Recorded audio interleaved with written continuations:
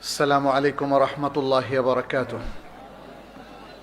الحمد لله نحمده ونستعينه ونستغفره ونعوذ بالله من شرور أنفسنا وسيئات أعمالنا. من يهده الله فلا مضل له ومن يضلل فلا هادي له. وأشهد أن لا إله إلا الله وحده لا شريك له وأشهد أن محمدًا عبد الله ورسوله. يا أيها الذين آمنوا اتقوا الله حق تقاته ولا تموتن إلا وأنتم مسلمون. يا أيها الناس اتقوا ربكم الذي خلقكم من نفس واحدة وخلق منها زوجها وبث منهما رجالا كثيرا ونساء. واتقوا الله الذي تساءلون به والأرحام إن الله كان عليكم رقيبا. يا أيها الذين آمنوا اتقوا الله وقولوا قولا سديدا يصلح لكم أعمالكم ويغفر لكم ذنوبكم ومن يطع الله ورسوله فقد فاز فوزا عظيما. أما بعد فإن خير الحديث كتاب الله وخير الهدي هدي محمد صلى الله عليه وسلم وشر الأمور محدثاتها وكل محدثة بدعة وكل بدعة ضلالة وكل ضلالة في النار. ثم أما بعد, আজকের এই মহতী অনুষ্ঠান সুব্বাদে আহলে হাদিস যশোর কর্তৃক আয়োজিত এই মহতী আয়োজনের সম্মানিত সদরে জলসা, সম্মানিত অতিথিবৃন্দ, বিজ্ঞ আলোচকবৃন্দ এবং মুহতারাম উলামায়ে কেরাম, দেশের প্রত্যন্ত জায়গা থেকে এবং জেলার দূর দূরান্ত হতে আগত দিনী ভাইয়েরা, পর্দার আড়ালের বোনেরা, সবাইকে স্বাগত জানাচ্ছি। আহলান ওয়া সাহলান বিকুম। সকলেই ভালো আছেন তো? আলহামদুলিল্লাহ। রাত অনেক হয়েছে, আশা করছি আমরা সবাই শুনবো নাকি উঠে চলে যাব? শুনবো ইনশাআল্লাহ। তাহলে একটু ধৈর্যের সাথে আমরা কিছু কথা শুনি। আমাকে যে বিষয়টা দেয়া হয়েছে সেটা একটু ভারী বিষয়ই, আসলে এত গভীর রাতের বিষয় না। তারপরে যেহেতু দেওয়া হয়েছে আমাদেরকে আলোচনা করতে হবে। ইসলামের রাজনীতি এবং রাষ্ট্রনীতি, এটা একটা একাডেমিক বিষয় আসলে। এই যে আচ্ছা, ঠিক আছে, ওকে। যাই হোক, রাতের দিকে খেয়াল করে আমরা হয়তো আজকের এই ভারী বিষয়টা সামান্য কিছু কথা বলে আমাদের মুসলিম হিসাবে আমরা কিভাবে আজকের এই বাস্তবতায়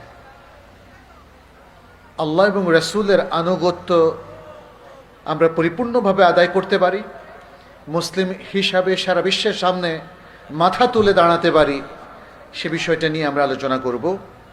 প্রথমত বলি যে রাসূলুল্লাহ সাল্লাল্লাহু আলাইহি সাল্লামকে আল্লাহ সুবহানাহু ওয়া তাআলা শেষ নবী ও রাসূল হিসাবে প্রেরণ করেছেন। স্বাভাবিকভাবেই আমাদের মনে হতে পারে তিনি একজন রিলিজিয়াস পারসন, অর্থাৎ ধর্মীয় ব্যক্তিত্ব। কোনো সন্দেহ নেই তিনি একজন দ্বীনী ব্যক্তিত্ব, যেহেতু আল্লাহ সুবহানাহু ওয়া তাআলা তাকে এই মানব জাতির কাছে শেষ নবী এবং রাসূল হিসাবে প্রেরণ করেছেন। কিন্তু সত্যিকার অর্থে তিনি শুধুমাত্র সংকীর্ণ দ্বীনী ব্যক্তি নন, আর ইসলামের দ্বীনটাও তো সংকীর্ণ নয়। জীবনের প্রত্যেকটা দিক ইসলাম ইনক্লুড করে, অন্তর্ভুক্ত করে। ইসলাম শুরু করে তার যাত্রা তাওহীদ দিয়ে, ঈমান এবং বিশুদ্ধ আকীদা দিয়ে।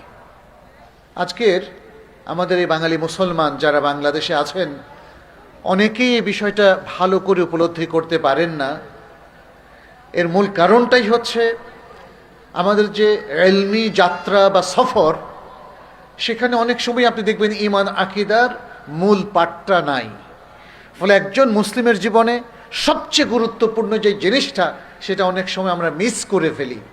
আপনি আমাদের বাংলাদেশের বিভিন্ন প্রান্তে যান, মানুষকে জিজ্ঞেস করুন, তারা আল্লাহর সঠিক পরিচয় জানে না। এমনকি অনেক লোকও জানে না যে আল্লাহ কোথায় আছেন। একটা ভুল উত্তর দেয় যে আল্লাহ তার দাঁত সহকারে তিনি সর্বত্র বিরাজমান, অথচ আল্লাহ আছেন আরশের উপরে। কোথায়? আসমানে। সুবহানাল্লাহ। এটা একটা জাস্ট উদাহরণ, যদিও অনেকে মনে করে এটা নিয়ে বিতর্ক আছে। আল্লাহ কোথায় আছেন এটা নিয়ে বিতর্ক আছে। আসলে কি ইসলাম এটা নিয়ে বিতর্ক আছে? কোনো বিতর্ক নেই। আল কোরআন এবং আস সুন্নাহ স্পষ্ট করে আমাদের সামনে ব্যক্ত করেছে। তাহলে আমাদের যাত্রা শুরু হবে, ইসলামের যাত্রা শুরু হবে ঈমান এবং আকীদা দিয়ে। আর ঈমানের যাত্রা শুরু হবে ঈমান বিল্লাহ দিয়ে। ঈমান বিল্লাহর প্রধান বিষয়টাই হচ্ছে তাওহীদ।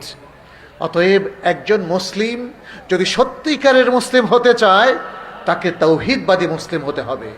তাকে একত্ববাদটাকে ভালো করে বুঝতে হবে। তাওহীদের যে প্রকরণগুলো আছে, রুবুবিয়ত, উলুহিয়ত এবং তাওহীদুল আসমা সিফাত, সেই পর্যাপ্ত জ্ঞানগুলো নিয়ে তাকে সত্যিকারের মুসলিম হতে হবে। প্রিয় রাসূল সাল্লাল্লাহু আলাইহি সাল্লাম তিনি এভাবেই শুরু করেছিলেন। এবং আমরা জানি যে সব যুগে সব কালে আল্লাহ সুবহানাহু ওয়া তাআলার তাওহীদ ছিল সব দিনের মৌলিক বিষয়, সব নবী রাসূলদের দাওয়াতের মূল মিশন।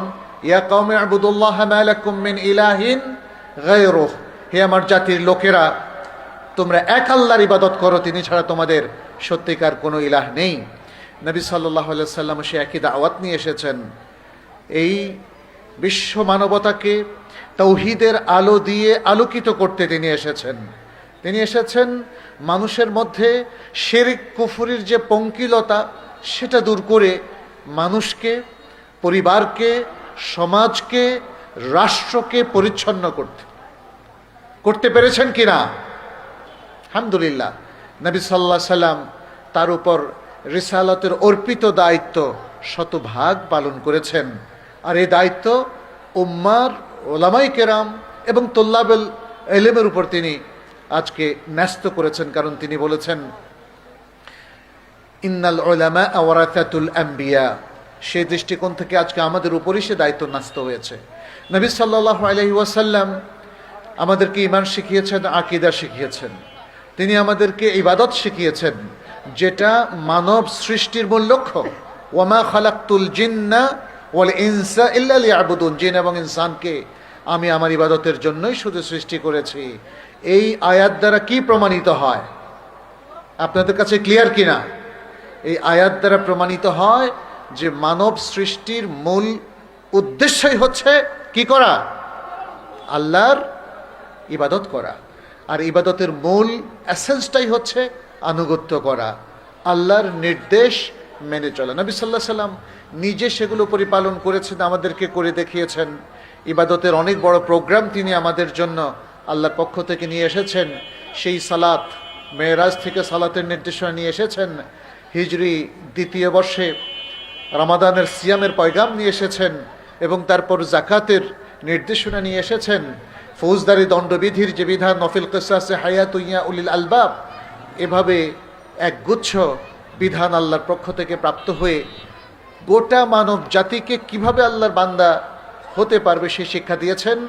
আল্লাহর বিশুদ্ধ ইবাদত কি করে করা যাবে সেটাও তিনি শিখিয়েছেন। এবং প্রত্যেকটা ইবাদতের মূল যে নির্দেশনা তিনি স্পষ্ট করে দিয়েছেন, যেন তার সুন্নাহ মোতাবেক আমরা সকল ইবাদত পরিপালন করি। সল্লু কামা রাআইতুমুনি উসাল্লি।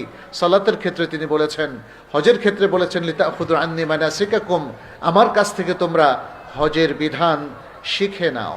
এভাবে প্রত্যেকটা ইবাদত, সিয়াম, ঈদ, কোরবানি, আরও যত ইবাদত আছে সবগুলোই রাসূল সাল্লাল্লাহু আলাইহি সাল্লামের আদর্শ মোতাবেক তথা তার সুন্নাহ মোতাবেকই আমাদেরকে পালন করতে হবে। অতএব নবী সাল্লাল্লাহু আলাইহি সাল্লাম আমাদেরকে ইবাদতও শিখিয়ে দিয়েছেন। তিনি শিখিয়ে দিয়েছেন হালাল হারামের বিধান। প্রত্যেকটা জায়গায় হালালও আছে, হারামও আছে। আমাদেরকে আল্লাহ সুবহানাহু ওয়া তাআলা হারাম কাজগুলোকে বর্জন করতে বলেছেন। হালালের মধ্য দিয়ে আমাদের জীবন, আমাদের পরিবার, আমাদের সমাজ এসব কিছু গড়ে তোলার জন্য নির্দেশনা দিয়েছেন। আর আখলাক এবং নৈতিকতার চমৎকার দার্স তিনি দিয়েছেন, তারবিয়ত দিয়েছেন সাহাবায়ে কেরামকে এবং গোটা উম্মাকে। এবং এর মধ্য দিয়ে নবী সাল্লাল্লাহু আলাইহি সাল্লাম ব্যক্তি গঠন করলেন। নবী সাল্লাল্লাহু আলাইহি সাল্লাম প্রত্যেক ইন্ডিভিজুয়াল ব্যক্তিকে তিনি গঠন করলেন। তার পরিবারভুক্ত সদস্যদেরকে সুন্দর তারবিয়ত দিলেন, সন্তানদেরকে সুন্দর তারবিয়ত দিলেন, সাহাবাদেরকে সুন্দর তারবিয়ত দিলেন, এবং তিনি পরিবারগুলোকে গঠন করলেন। ইসলামের ফ্যামিলি স্ট্রাকচার, একটা পরিবার কিভাবে গঠিত হয়, তাদের পারস্পরিক সম্পর্কটা ভালোবাসা সম্প্রীতির উপর কিভাবে তৈরি হয়, তারা কিভাবে একে অপরের সাথে তাআউন করবে, সাহায্য সহযোগিতা করবে, মারা গেলে তাদের দাফন কাফন কেমনে হবে এবং তাদের মিরাস কিভাবে বণ্টিত হবে, সম্পত্তির যে অধিকার সেটা কিভাবে সমাজে প্রতিষ্ঠিত করা যাবে।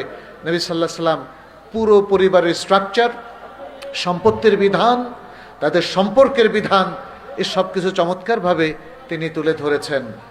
পরিবারকে সুন্দর করার পরই তিনি একটা ইসলামী সমাজের ব্যাপক কাজে হাত দিলেন। ইসলামী সমাজ শুরু হয় ব্যক্তি থেকে, তারপরে পরিবার, তারপরে একটা সামাজিক স্ট্রাকচার তৈরি হয়। নবী সাল্লাল্লাহু আলাইহি সাল্লাম এখানে প্রতিবেশীর অধিকারের কথা বলেছেন, শাসকের অধিকারের কথা বলেছেন, এবং যারা প্রজা তাদের অধিকারের কথা বলেছেন। নবী সাল্লাল্লাহু আলাইহি সাল্লাম এখানে উলামায়ে কেরামের অধিকারের কথা বলেছেন। নবী সাল্লাল্লাহু আলাইহি সাল্লাম এখানে নারীদের অধিকারের কথা বলেছেন, পুরুষদের অধিকারের কথা বলেছেন, শিশুদের অধিকারের কথা বলেছেন, এবং যারা কর্মচারী, দাস কিংবা কর্মকর্তা তাদের অধিকারের কথা বলেছেন। এই সমাজের কোনো শ্রেণী বাদ নাই, কোনো মানুষ বাদ নেই, এবং কোনো কিছু বাদ নেই যেটি সম্পর্কে নবী সাল্লাল্লাহু আলাইহি ওয়াসাল্লাম কোনো দিক নির্দেশনা দেননি। ফলে নবী সাল্লাল্লাহু আলাইহি ওয়াসাল্লামের এই মহান রিসালাতের মধ্য দিয়ে বিশ্ব মানবতা নতুন একটা আদর্শ পেল, যে আদর্শ হারিয়ে গিয়েছিল। আগের নবীদের থেকে প্রাপ্ত যে তাওরাত, ইনজিল, সেগুলো মানুষ বিকৃত করে ফেলেছিল, এবং ধীরে ধীরে মানুষ শিরক, কুফরি, নাস্তিকতার মধ্যে লিপ্ত হয়ে গিয়েছিল। নবী সাল্লাল্লাহু আলাইহি ওয়াসাল্লাম আসলেন, মানুষকে ঈমান শেখালেন, ইবাদত তাদের সামনে স্পষ্ট করে দিলেন, হালাল হারাম শেখালেন, আখলাক শেখালেন, সবর শেখালেন, তাহাম্মুল শেখালেন, এবং আরও সুন্দর সুন্দর সব গুণাবলী শেখালেন। এর মধ্য দিয়ে একটা সমাজ তিনি গঠন করলেন, সেটা হলো মদিনা সমাজ। আমরা যদি মদিনা সমাজের সেই এক্সাম্পলের দিকে যাই, তাহলে দেখব সেটা সারা বিশ্বের সব যুগের সবচেয়ে শ্রেষ্ঠতম সমাজ ছিলেন। এবং সেই সমাজে আমরা আরও অনেক কিছু পাই, কিন্তু আমরা পাই যে সেই সমাজের, মদিনা নামক যে রাষ্ট্রীয় সমাজ গঠিত হয়েছিল, সেই সমাজের প্রধান হচ্ছেন স্বয়ং নবী সাল্লাল্লাহু আলাইহি সাল্লাম। তিনি সেখানে শুধু সমাজেরই গোড়াপত্তন করেন নাই, তিনি সেখানে একটা রাষ্ট্রেরও গোড়াপত্তন করেছেন। তিনি সেখানে বিচার ব্যবস্থা প্রতিষ্ঠিত করেছেন, তিনি সেখানে সৈনিকদেরও একটা সেনাদল তৈরি করেছেন, বিভিন্ন যুদ্ধ তার প্রমাণ। সেই বদর থেকে আরম্ভ করে ছোট যুদ্ধ, বড় যুদ্ধ, ওহুদ, তারপরে গজওয়াতুল আহজাব, তাবুক, হুনাইন, কতগুলো যুদ্ধ তিনি করেছেন, এবং প্রত্যেকটারই যুদ্ধের মধ্যেই তিনি সমরনীতি অবলম্বন করেছেন। নবী সাল্লাল্লাহু আলাইহি সাল্লাম অর্থনৈতিক যে কাজ কারবার একটা সমাজের মধ্যে থাকে, সেটাও তিনি তুলে ধরেছেন।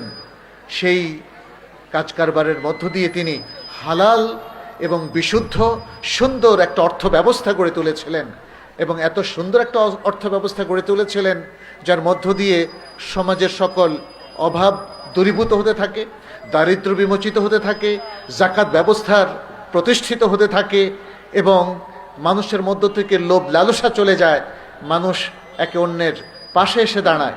এমন একটি চমৎকার সাম্যর উপর ভিত্তি করে একটা চমৎকার অর্থনৈতিক নীতিমালাও তিনি দিয়েছিলেন, এবং রাষ্ট্রীয় নীতিমালা তিনি দিয়েছিলেন আদল ইনসাফের ভিত্তি করে, সকল মানুষের অধিকার নিশ্চিত করেছিলেন। এমনকি এই মদিনা রাষ্ট্র আমরা দেখি অমুসলিমদেরকেও তিনি তাদের অধিকার দিয়েছিলেন, কারো প্রতি তিনি কোনো জুলুম করেন নাই। সবার সাথে একসাথে একই সমাজে মাল্টিপল নেশন, জাতি, ধর্ম হিসাবে কিভাবে সুন্দর অবস্থান করা যায়, মদিনা সনদের মাধ্যমে নবী সাল্লাল্লাহু আলাইহি সাল্লাম সেটা কিন্তু দেখিয়েছেন। তো এত যে কাজ করেছেন, সারা বিশ্বের সামনে এত সুন্দর এক্সাম্পল দিয়েছেন, আমরা আজকে মুসলিমরা ঐক্যবদ্ধ থাকতে পারছি কি না, এটা একটা বড় প্রশ্ন। আমাদের অনেক বক্তাই এ বিষয়ে চমৎকার আলোচনা করেছেন আল কোরআন এবং আল হাদিসের আলোকে।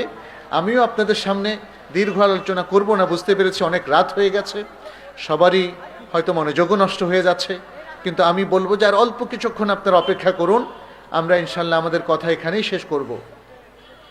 নবী সাল্লাল্লাহু আলাইহি ওয়াসাল্লামকে আল্লাহ সুবহানাহু ওয়া তাআলা রহমত স্বরূপ পাঠিয়েছেন বলেই তিনি জীবনের প্রত্যেকটা সেক্টরে আদর্শ স্থাপন করেছেন। তিনি আমাদের সকল ব্যক্তির জন্য রোল মডেল, তিনি আমাদের পরিবারের জন্য রোল মডেল, তিনি আমাদের সমাজের জন্য রোল মডেল, তিনি আমাদের রাষ্ট্রের জন্য রোল মডেল, তিনি আমাদের শাসকদের জন্য রোল মডেল, তিনি আমাদের প্রজাদের জন্য, জনগণের জন্য রোল মডেল। চমৎকার! একজন ব্যক্তি এত মাল্টিপল এবং এত বহুবিধ অবদান রাখতে পারেন, এটি নবী সাল্লাল্লাহু আলাইহি সাল্লামের সিরাত না পড়লে বোঝা যায় না। দুর্ভাগ্যের ব্যাপার, আমি জানি না আমাদের কয়জন মুসলিম ভাই এবং বোন জীবনে একবার তার সম্পূর্ণ সিরাত পড়েছেন। বহু জায়গায় আমি জিজ্ঞেস করি যে আপনারা কি সিরাত পড়েছেন, সিরাতের শুরু থেকে শেষ পর্যন্ত পড়েছেন? অধিকাংশই কিন্তু বলে যে না, পড়ি নাই। তাহলে যাকে আপনি রোল মডেল হিসাবে মেনে নিয়েছেন, যাকে আল্লাহ সুবহানাহু ওয়া তাআলা শেষ নবী হিসাবে পাঠিয়েছেন, তাহলে তার সিরাতটা কেন পড়ছেন না? কিভাবে তাহলে আপনি মুসলিম হবেন? কোন পন্থায় মুসলিম হবেন? যদি আপনি কোরআন শুদ্ধভাবে তেলাওয়াত করতে না পারেন, যদি আপনি কোরআনের অর্থ না বুঝেন, যদি আপনি কোরআনের নির্দেশ অনুধাবন না করেন, যদি আপনি হাদিস অধ্যয়ন না করেন, যদি আপনি ইসলামের মৌলিক ঈমান আকীদা সহ জরুরি জ্ঞানগুলো অর্জন না করেন, তাহলে কিভাবে আপনি একজন মুসলিম হবেন বলেন তো? শুধু নামধারী মুসলিম হলে কি আমাদের উদ্দেশ্য সিদ্ধি হবে? কখনোই নয়। প্রিয় ভাইয়েরা, প্রিয় বোনেরা, অবশ্যই আমাদেরকে জ্ঞানমুখী হতে হবে।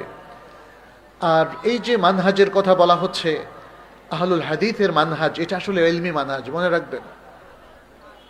অন্যরা অনেকেই দেখে শুনে নানাভাবে আমল করে, কিন্তু আহলুস সুন্নাহ ওয়াল জামাআহ, আহলুল হাদিস, আহলুল আসার, তারা আমল করে ইলম দিয়ে।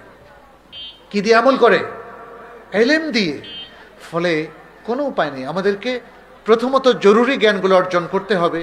আমাদের প্রিয় রাসূল সাল্লাল্লাহু আলাইহি সাল্লামের সিরাত সম্পর্কে জানতে হবে, কোরআন সম্পর্কে জানতে হবে, হাদিস সম্পর্কে জানতে হবে, এবং হাদিসের যে জরুরি ইনফরমেশনগুলো, তথ্য, যেগুলোকে আমরা ইলম বলি।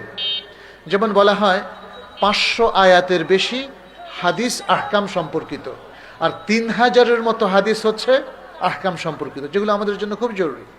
আমি বলছি না আমাদের প্রত্যেক সাধারণ মুসলিম শিক্ষিত ভাই বোনদেরকে হাদিসের পণ্ডিত হয়ে যেতে হবে, কোরআনের পণ্ডিত হয়ে যেতে হবে, সেটা হতে হবে না। সেটা উলামাই কেরামের মধ্যে যারা মুতাখাসসিস, যারা স্পেশালিস্ট, তারা হবেন। কিন্তু আপনাকে আমাকে অবশ্যই ন্যূনতম জ্ঞান অর্জন করতে হবে। যেই জ্ঞানটা না থাকলে একজন মুসলিম মুসলিম থাকতে পারে না। আপনি যদি সালাত ঠিক মতো না পড়েন, তাহলে কি মুসলিম থাকতে পারবেন? আপনি যদি রমাদানের সিয়ামটা কিভাবে পালন করতে হবে না জানেন, কুরবানি কি করে করতে হবে তা না জানেন, জাকাত কিভাবে দিতে হবে, জাকাতের কি নেশাব, এগুলো যদি না জানেন, হজ ফরজ হয়েছে, হজ কিভাবে আদায় করতে হবে সেটা যদি না জানেন, তাহলে তো ইসলাম পরিপালন করা সম্ভব নয়। ইসলামের এই যে মহান মহান ইবাদতের কথা আমরা বললাম, এর পাশাপাশি জীবন পরিচালনার ক্ষেত্রে, সমাজ পরিচালনার ক্ষেত্রে, রাষ্ট্র পরিচালনার ক্ষেত্রে আমাদেরকে আল্লাহ এবং রাসূলের নির্দেশনাই আজকে মেনে চলতে হবে। প্রিয় ভাইয়েরা, বোনেরা, আজকের সমাজ একটা পরিবর্তিত সমাজ। আজকের সমাজে আমাদের অনেক বেশি চ্যালেঞ্জ। এখানে হালাল হারাম মিক্স হয়ে গেছে। এখানে মুসলিম নামধারী বহু মানুষ তারা সালাত পড়ে না। এখানে অনেক মানুষ তারা কুফরির পক্ষে অবস্থান নিয়েছে। অনেক মানুষ শিরকি কর্মকাণ্ডের মধ্যে লিপ্ত।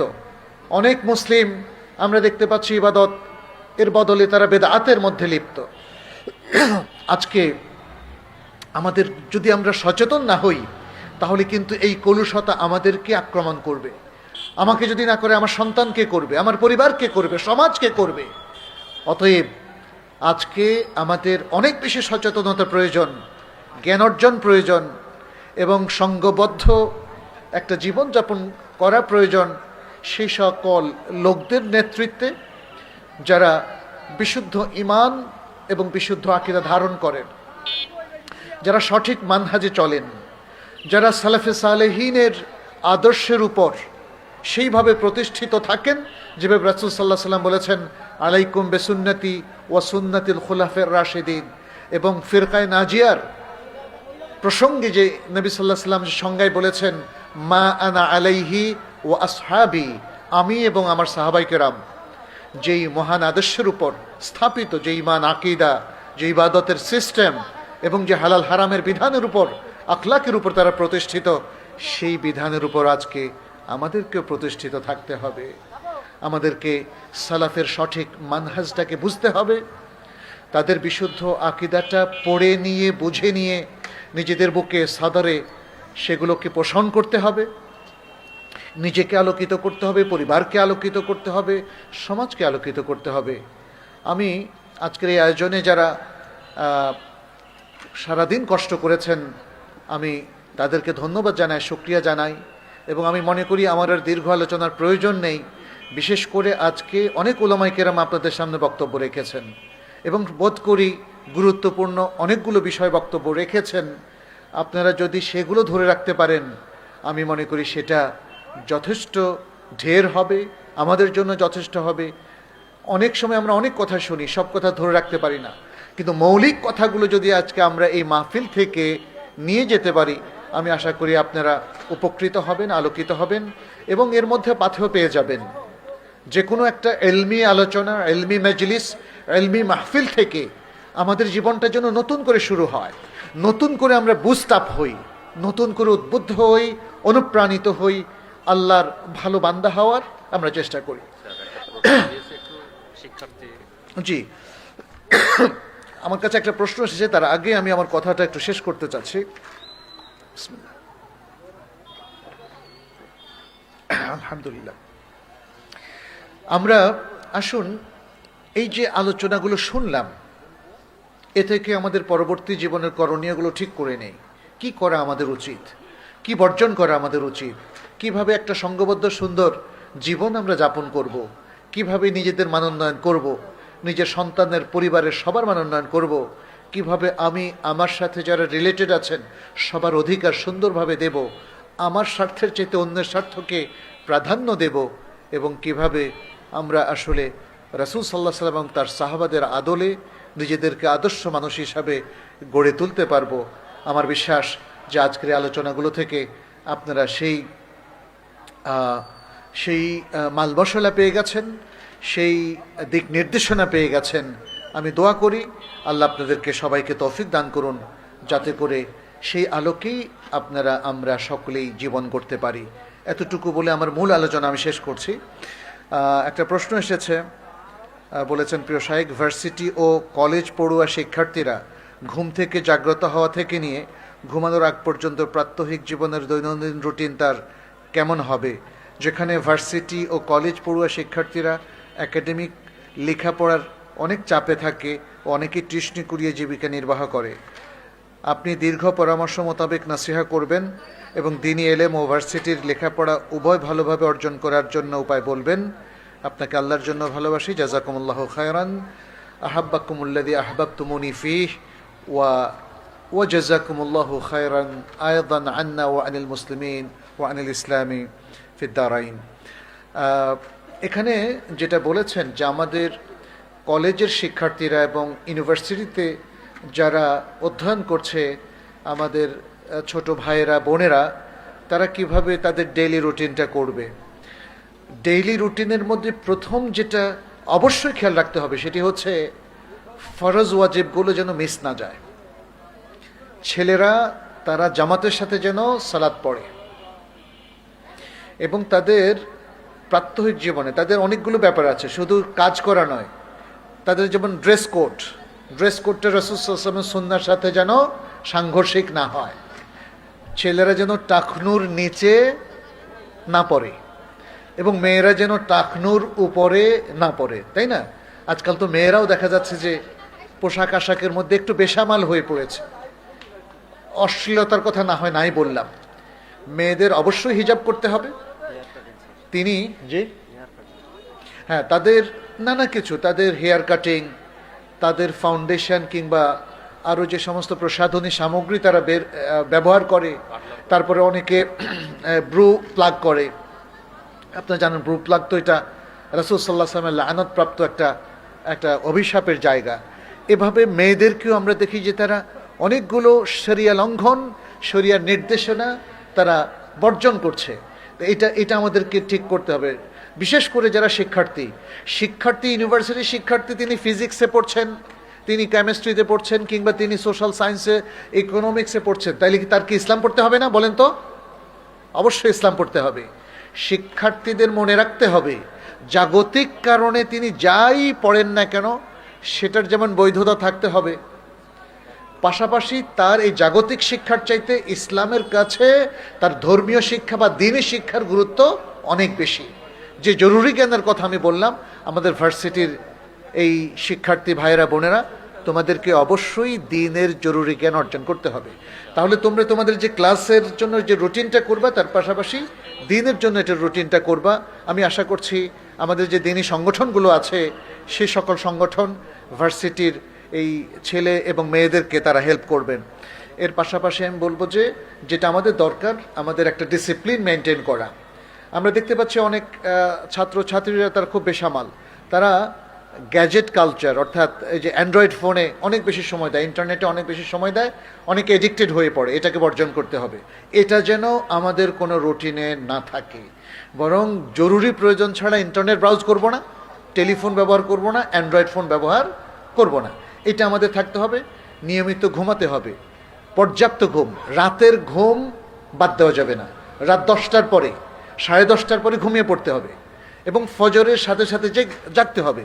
আমার আরেকটা পরামর্শ হচ্ছে, ফজরের পরে শিক্ষার্থীরা তোমরা কেউ ঘুমাবে না। আমি যখন মাদ্রাসায় পড়তাম আমার মনেই পড়ে না কোনো দিন ঘুমিয়েছি। আমরা ভোর রাতে উঠে যেতাম এবং তারপরে ফজর পড়তাম, তাহাজ্জুদের পরে ফজর, এবং তারপরে আমাদের পড়াশোনা চলতো একদম 9টায় বা 10টায় আমাদের মাদ্রাসার ক্লাস শুরু হওয়ার আগ পর্যন্ত। অতএব আমার কাছে মনে হয় আধুনিক জীবন আমাদেরকে অনেক বেসামাল করে ফেলেছে, রুটিন নষ্ট করে দিয়েছে, সিলেবাস নষ্ট করে দিয়েছে, অনলাইনে আমাদের এডিকশন বাড়িয়েছে। এই জিনিসগুলো আমাদের বর্জন করতে হবে এবং আমরা একজন আদর্শ শিক্ষার্থীর মতো আমরা যেন সুন্দর রুটিন করি, ডিসিপ্লিন মেনে চলি, দিন মেনে চলি এবং আল্লাহর ভালো বান্দা হওয়ার জন্য আমরা চেষ্টা করি। এতটুকুই আমার পরামর্শ। আল্লাহ তাআলা আমাদের সবাইকে তৌফিক দান করুন এবং আমাদের ভালো ভালো আমলগুলোকে কবুল করুন। জীবনের শেষ নিঃশ্বাস পর্যন্ত ঈমান এবং সহি আকীদার উপর থাকার তৌফিক দান করুন। শিরক মুক্ত রাখুন, কুফরি মুক্ত রাখুন, নাস্তিকতা মুক্ত রাখুন এবং বেদাত মুক্ত রাখুন। আর আমরা যেন পাপ থেকেও দূরে থাকি। আল্লাহ আমাদের সকল কাজে বারাকা দিন, আমাদের দেশে বারাকা দিন, এই জনপদে বারাকা দিন, আয়োজকদের মধ্যে বারাকা দিন, যারা দ্বীনের ঝান্ডাকে পৃথিবীতে প্রতিষ্ঠা করার জন্য চেষ্টা করছেন, যারা সালাফের মানহাজে কাজ করে যাচ্ছেন, আল্লাহ তাদের মাধ্যমে এই দেশকে আলোকিত করুন, এদেশে ইসলামকে প্রতিষ্ঠিত করুন। এতটুকু বলে শেষ করছি। হাদা সাল্লাল্লাহু ওয়াসাল্লাম আলা নবিয়িনা মুহাম্মদ ওয়া আলা আলিহি ওয়া আসহাবিহি আজমাইন। আসসালামু আলাইকুম ওয়া রাহমাতুল্লাহি ওয়া বারাকাতুহু।